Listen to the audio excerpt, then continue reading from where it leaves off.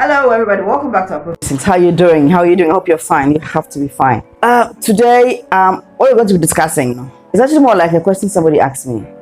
You know, the video I put up recently about people getting emotionally detached from relationships because they are done. And when people are done, they get detached from the relationship. Somebody asked me, what's the difference between that, shutting yourself out of a relationship, and then silent treatment?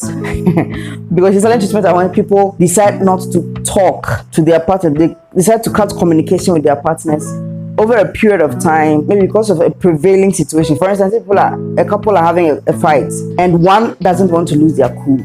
They will just keep quiet and leave the scene for some time.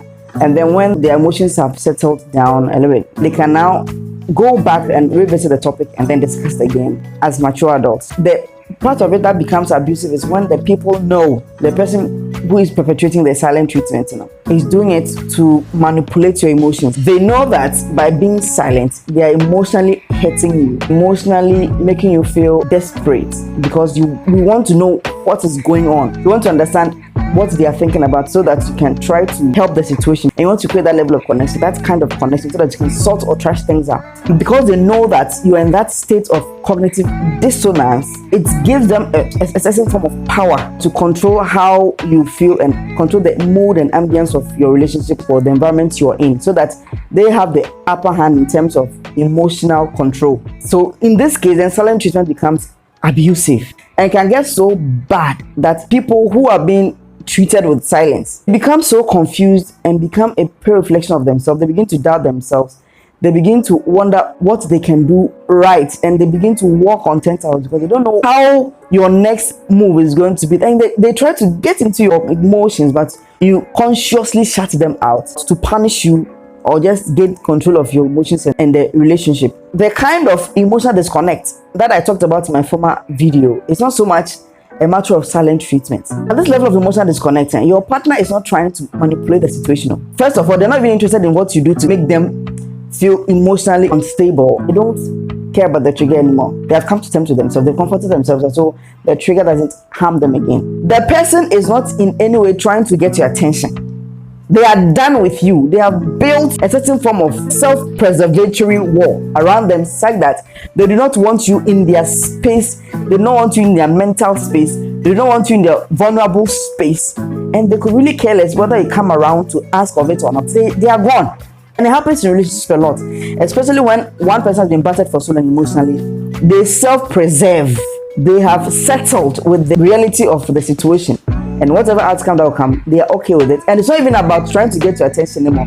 That treatment is not to get your attention as a silent treatment would do. They don't want to get your attention. They're not interested in your attention. For instance, you used to verbally abuse your partner, and anytime you verbally abuse your partner, you knew how they behave. They break down emotionally. You will see that they are breaking down.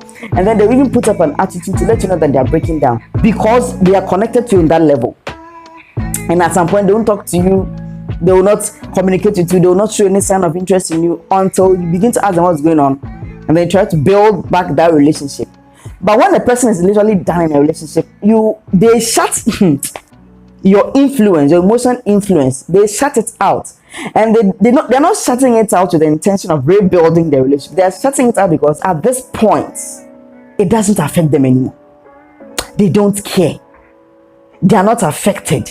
They are not moved. They have so preserved themselves. Your presence in their life does not affect them anyway emotionally. And you don't want your significant other to get to that point. When they get to that point, they are done. I heard someone had this. He said he's promiscuous. One time he brought ladies to the house, to his home. When his wife entered, she didn't mind. She didn't flinch. She went about her business. She could care less what he chose to do with himself on the bed there. She just came to take care of her business in the room. She stepped out.